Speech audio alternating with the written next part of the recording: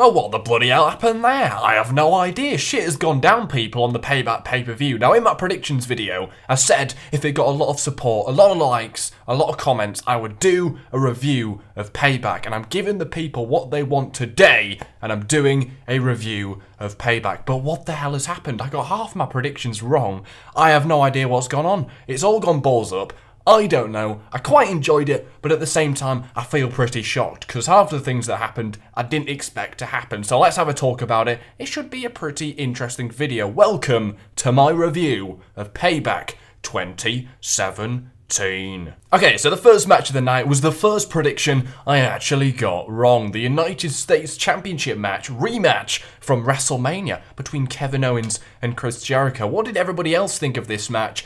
I came away from this match feeling exactly the same as what I did at WrestleMania. I felt a bit underwhelmed. I felt like these two, once again, could have put on a little bit more. I felt that at WrestleMania, and I also felt it tonight at Payback. I just feel like these guys could put over a much better match, and it's pretty surprising because all the segments we had between these two over the year, they had great chemistry, they were hilarious, they obviously fit really well together, but when they're in the ring, it feels like they can't take it to the next level. I don't know what you guys felt, but I felt like this match and the one at WrestleMania, it could have been better, and once again, I feel a little bit disappointed. But overall, I think that we've got a new champion.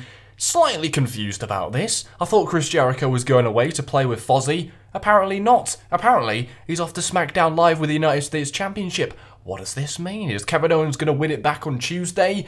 I don't know. I think this is going to be a pretty short title run. It's got to be, because he's off with Fozzy in a few weeks. I don't really get it, to be honest, but it was an alright match. I really liked the spot in the match where Kevin Owens went for the pop-up powerbomb and Jericho reversed it into a code breaker. That was pretty awesome, but overall there wasn't really huge parts of this match that I enjoyed. It was alright. New champion, that was pretty surprising. An alright way to start the pay-per-view, but not amazing. I think the best match of the night was the next match. It was cruiserweight action. Everybody loves some cruiserweight bloody action. We had Austin Aries challenging Neville for his cruiserweight championship in another rematch from WrestleMania, but this was just as good as their WrestleMania match. I was a huge fan of their WrestleMania match. I know it was on the pre-show at WrestleMania, but thankfully, this time, their match was on the main show, and holy shit, I think potentially this was the best match of the night. It was fucking insane. I tweeted out at the time, has Austin Aries had a bad match since he came to the main roster? This man is a genius. He's a bloody genius. He just can't have a bad match. Neville and Austin Aries do some special stuff when they get in the ring. It was just as good as their WrestleMania match. Absolutely loved it. I really expected a title change. We didn't get it, but also at the same time, I'm slightly happy that we didn't get it, because I think we're going to get another match at the next pay-per-view between these two, and I think that's exactly what people want to see. We want to see another match between these two. So Neville wins when he froze the referee and it all went tits up. Basically, the referee caused the DQ, so Austin Aries won, but he didn't win the championship. So Neville's outsmarted Austin Aries there, and this is a good way to set up another match in the future, which I'm not going to complain about, because I love this one. I love the one at WrestleMania, and I want to see it again. So this is a good way to set up another match between Austin Aries and Neville. Now, I think these two are right at the top of the cruiserweight division. There's nobody that can touch them right now, so why not have another match between these two for the Cruiserweight Championship? I absolutely love the spot in the match where Austin Aries went for a sunset powerbomb flip and he turned it in to the last chancery. That was amazing. Anyway, this match was great. Maybe the best match of the night. Okay, so we had the Raw Tag Team Championship match, the Hardy Boys against Sheamus and Cesaro. Pretty decent match. I quite enjoyed this one. Now, it wasn't anything I didn't expect. I mean, it delivered, but there wasn't anything outstanding that I didn't expect. I mean, it was sort of just a great tag match, but it wasn't anything out of this world. It was decent, it did the job, but nothing extravagant. So the Raw Tag Team Championship match, the Hardy Boys still the champions as they retain over Sheamus and Cesaro. Sheamus was doing some huge hitting in this match. He actually made Jeff Hardy lose a tooth with that kick to the face, which is, I can see why people don't want to get in the ring with Sheamus. He's mental. He's bloody mental. He does what the hell he wants. But Jeff Hardy got his payback when he did a swanton bomb onto Sheamus's back when he was trying to pin Matt Hardy. That was a great spot. So the Hardy Boys retain, but that's not what people are talking about. People are talking about Cesaro and Sheamus turning heel at the end of the match. Now, you guys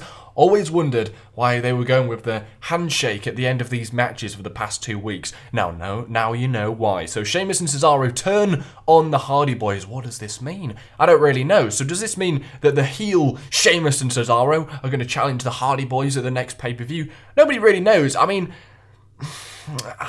I like the Sheamus and Cesaro thing, but I really feel like Cesaro is slightly wasted in this tag team with Sheamus. But on Sheamus, on the other hand, I think it's actually done him very, very well, and it's given him a good spot on the card, teaming with Cesaro, but I feel Cesaro could do a lot more on his own. So they're going to go heel now, which should be kind of interesting. It does mix things up on the tag team division, because we've seen quite a lot of the matches already. We've seen the Club take on Sheamus and Cesaro. We've seen Enzo and Cass take on the Club. We even saw that at Payback. So a lot of the matches have been pretty similar for the last few months, and I think this does really shake things up.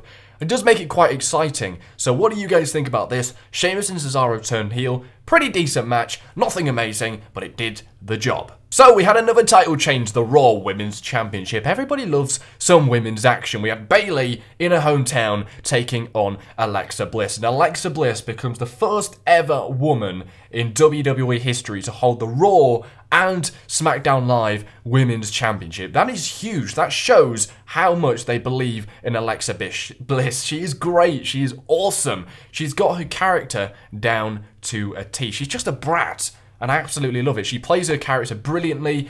She had a pretty solid match against Bayley here. For some reason, I just haven't really been a fan of Bayley. I just kind of switch off when she's doing the moves in the ring, and I did the same here tonight.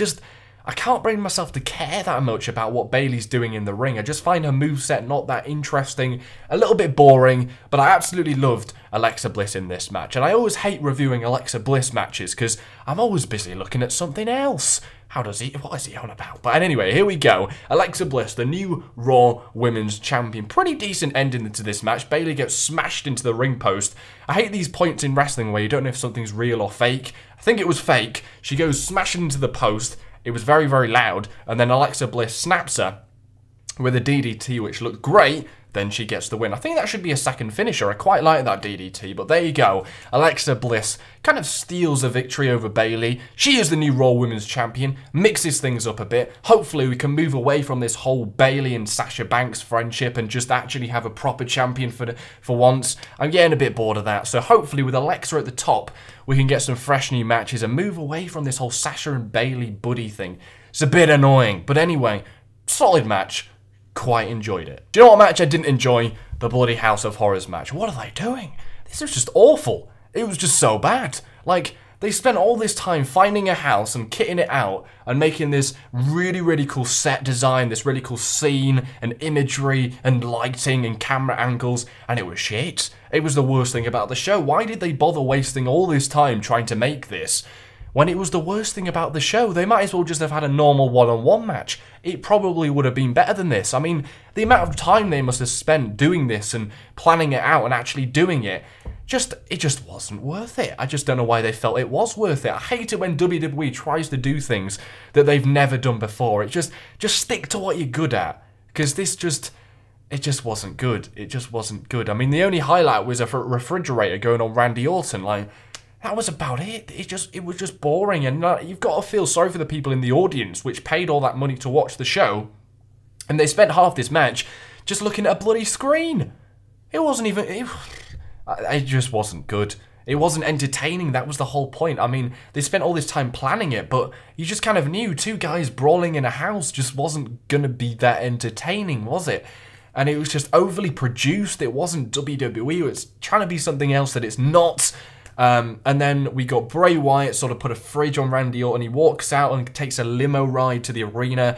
Pitch black outside, but in San Jose, it wasn't pitch black. So that made absolutely no sense. And I hated the part where Bray Wyatt was outside and he made the house turn from blue to red, because that's bloody realistic, mate. But anyway, we'll move on to that bit later on, because that match took a little bit of a pause as Bray Wyatt and Randy Orton were making their commute to the arena. So let's move on. All right, Seth Rollins defeated Samoa Joe. This was another pretty big shocker on the pay-per-view. Seth Rollins getting the win over Samoa Joe. Don't think that was very expected, people. So Samoa Joe no longer undefeated since coming to the main roster because Rollins has got a bloody win over him. This was a pretty solid match. I mean, it wasn't anything I didn't expect. It was a typical Samoa Joe match. We've kind of seen this match a little bit before when he's faced Chris Jericho. He kind of does the same sort of thing, but it's a good sort of thing.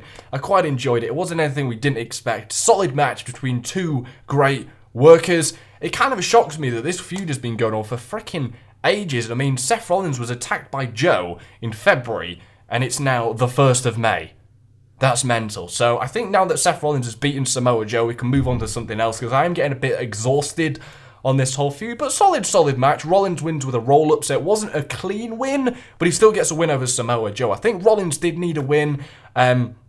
He's a very big part of the company, but I think ever since he was injured, he did get his win at WrestleMania, but I don't think that was enough. I think he still needed this win here. I think Joe's okay. He does look ridiculous. He's an absolute monster, and I think Rollins still did need this win, even though he did beat Triple H at WrestleMania. What do you guys think about that? It's a pretty solid, decent match. Alright, so for some reason, they continued the House of Horrors match in the ring. It made absolutely fucking sense. Because they were fighting in a house. Next minute, oh, by the way, you've got to finish this one in the ring. So they all hop over to the ring and finish the match. I don't know. And it's if the WWE are trying to fool their audience, like, oh, by the way, this thing in the house, that was live.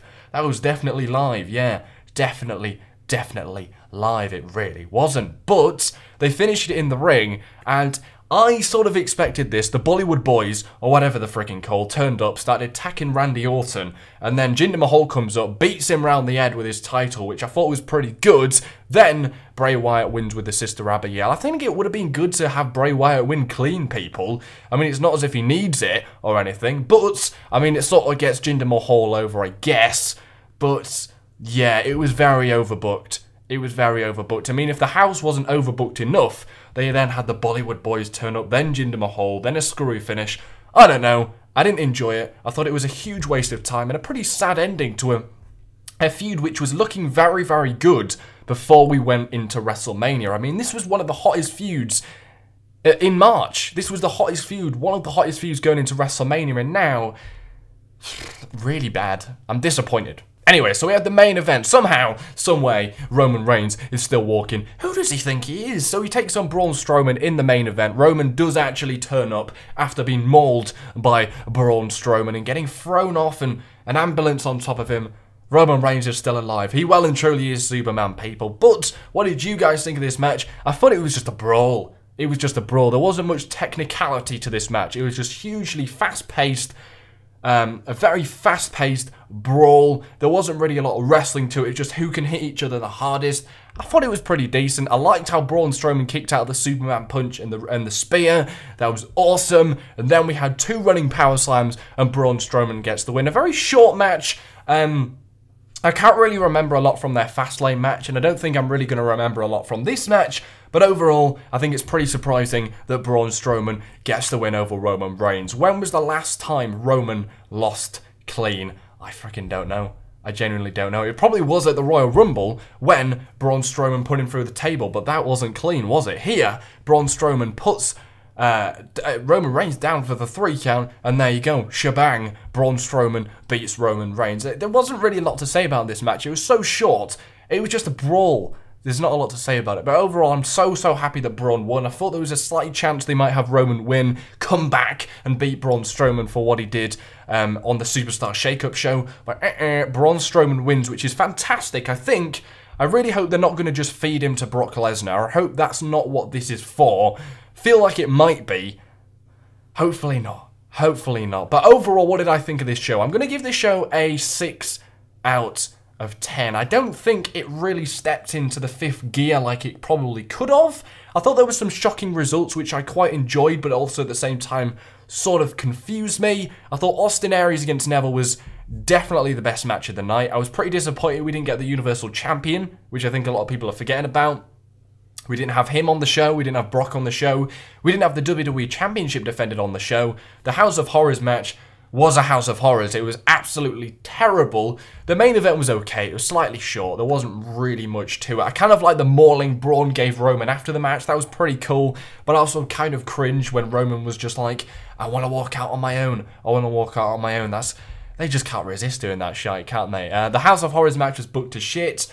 It was solid. I think maybe 6 is a little bit harsh. Maybe a 6.5. I don't think it's worth a 7. Definitely not an 8. It did the job, but it didn't do the job as well as it maybe could have. Or I think some of the matches could have been better, if you know what I'm saying.